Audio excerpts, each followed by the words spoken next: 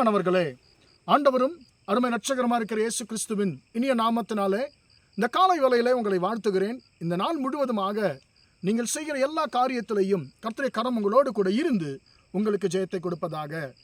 அன்பானவர்களே, நீதிமொழிகள் 23ஆம் அதிகாரம் 18ஆம் வசனம் இப்படியாக சொல்லுகிறது, நிச்சயமாகவே முடிவு உண்டு, உன் நம்பிக்கை வீண் போகாது. நிச்சயமாகவே முடிவு உண்டு, உன் நம்பிக்கை வீண் போகாது என்று சொல்லி வசனம் சொல்லுகிறது. பிரியமானவர்களே, இந்த காலை வேளையிலே கர்த்தர் உங்களை பார்த்து சொல்லுகிறார், என் மகனே, என் மகளே, நீ எதை குறித்து நீ நம்பிக்கை வைத்திருக்கிறாயோ அந்த காரியத்தில் நிச்சயமாக உனக்கு ஒரு நல்ல முடிவை நான் உனக்கு வைத்திருக்கிறேன். உன் நம்பிக்கை ஒருபோதும் ஒரு நாளும் வீண் போவதில்லை என்று சொல்லி கர்த்தர் உங்களையும் என்னை பார்த்து சொல்லுகிறார். அன்பானவர்களே, சில நேரத்தில் பொதுவாக நாம் சொல்லுவோம், உங்களை தான் நம்பியிருக்கிறோம் பிரதர் சிஸ்டர், உங்களை தான் நம்பியிருக்கிறோம் ஐயா, நாங்கள் உங்களை தான் நம்பியிருக்கிறோம், எங்களுக்கு ஏதாவது உதவி செய்யுங்க என்று சொல்லுவோம். அன்பானவர்களே, சில நேரங்களிலே, அநேக நேரங்களிலே நம்பின மனிதர்கள் நம்மை கைவிட்டு விடுகிற சூழ்நிலை ஏற்படுகிறது நம்முடைய வாழ்க்கையில். அன்பானவர்களே, ஒருவேளை நீங்கள் மனுஷர்கள் நம்பி நீங்கள் எந்தெந்த காரியத்தில் மோசம் போயிருக்கிறீர்களோ அதை கர்த்தர் அறிந்திருக்கிறார். இன்றைக்கு உங்களை பார்த்து சொல்லுகிறார், என் மகனே, என் மகளே, நீ என்னை எந்தெந்த காரியத்திலெல்லாம் என்னை நம்பிக்கொண்டிருக்கிறாயோ ஒரு நாளும் உன்னுடைய நம்பிக்கை வீண் போவதில்லை என்று சொல்லி கர்த்தர் உங்களை பார்த்து சொல்லுகிறார். சங்கீதக்காரனும் இப்படியாகத்தான் ஒரு வார்த்தை சொல்லுவார், நான் நம்புகிறது அவராலே வரும் என்று சொல்லி. அன்பானவர்களே, இந்த காலை வேளையிலே கர்த்தர் உங்களை தைரியப்படுத்தும்படியாய் விரும்புகிறார், உங்களை பலப்படுத்தும்படியாய் விரும்புகிறார்.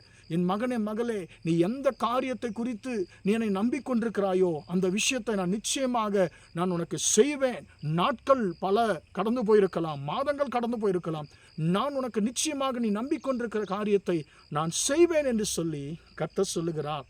அன்பானவர்கள், அநேக பரிசுத்தவான்கள் கர்த்தரை நம்பிக்கொண்டிருந்த காரியத்தில் கர்த்தர் அவர்களை ஒரு நாளும் வெட்கப்படுத்தவே இல்லை என்று சொல்லி நாம் பார்க்கிறோம்.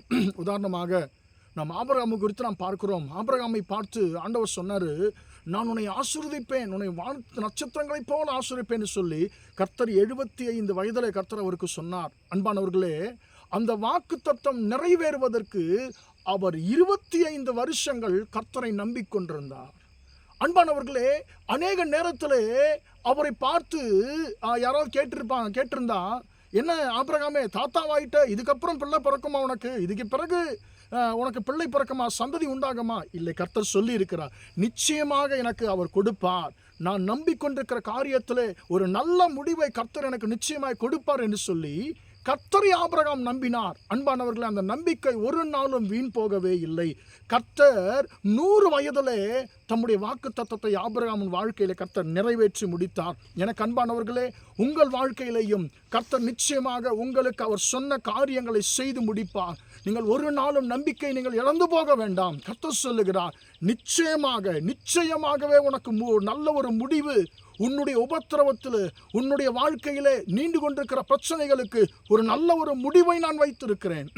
நிச்சயமாக உன் போராட்டங்களுக்கு ஒரு முடிவு உண்டு, நிச்சயமாக உன்னுடைய பிரச்சனைகளுக்கு ஒரு முடிவு உண்டு, நிச்சயமாக உன்னுடைய வேதனைகளுக்கு, கண்ணீருக்கு, போராட்டத்திற்கு ஒரு முடிவு உண்டு.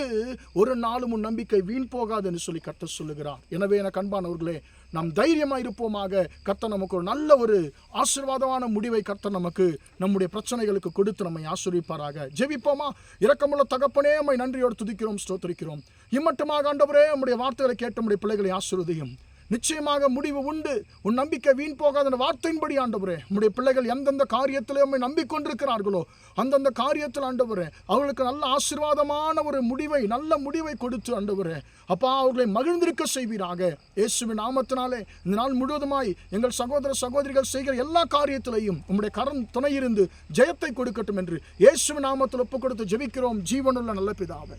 ஆமேன், ஆமேன். பிரியமானவர்களே, கர்த்தர் உங்களை ஆசீர்வதிப்பார். Praise the Lord.